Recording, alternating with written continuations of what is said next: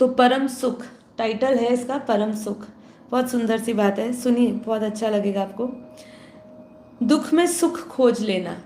क्या? दुख में सुख खोज लेना, हानि में लाभ खोज लेना, प्रतिकूलताओं में भी अवसर खोज लेना, इस सब को सकारात्मक दृष्टिकोण कहा जाता है।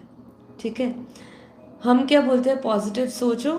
तो पॉजिटिव सोचते समय हम क्या सोचते हैं कि पॉजिटिव सोचना सिर्फ अच्छा सोचना है, लेकिन यहाँ हमें एक नई परिभाषा मिली। क्या परिभाषा मिली? कि दुख में भी सुख को खोजना। जब आपका समय अच्छा चल रहा है उस समय तो आप अच्छा ही सोचेंगे, मतलब उस समय तो पॉजिटिव ही होंगे आपके विचार। जब आप इंजॉय कर रहे हो, आपके पास सब कुछ है, सुख समृद्धि, शरीर स्वस्थ, सब कुछ स्वस्थ है, उस समय तो स्वाभाविक सी बात है कि आप अपने आप में ही खुश होंगे, कोई दुख नहीं होगा। और उस समय तो आपके लिए पॉजिटिव सोचना कोई मुश्किल बात नहीं होगी। ठीक है। लेकिन असली चैलेंज क्या है? असली सकारात्मक दृष्टिकोण किसको कहा जाता है?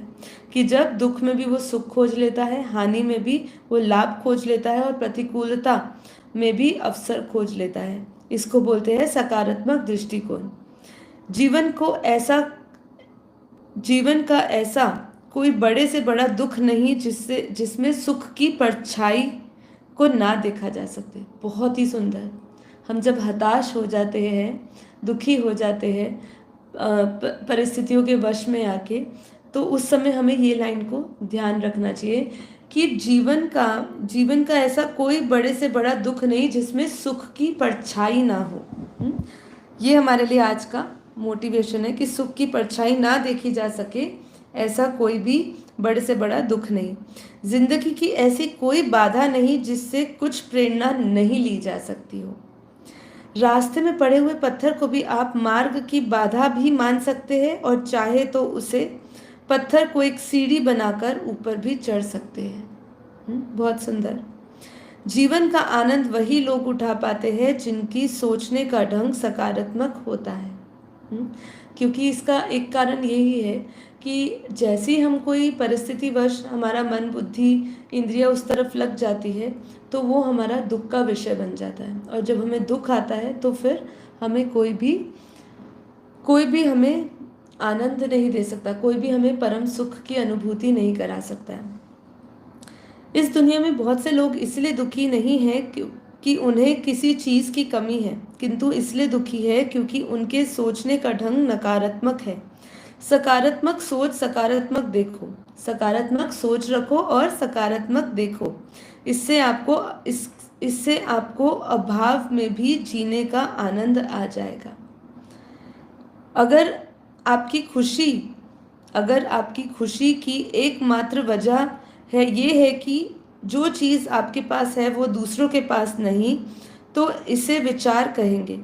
इस तरह के इसको विकार कहेंगे। इस तरह के विकार से जितना जल्दी छुटकारा पा लिया जाए उतना बढ़िया। इससे मिलने वाली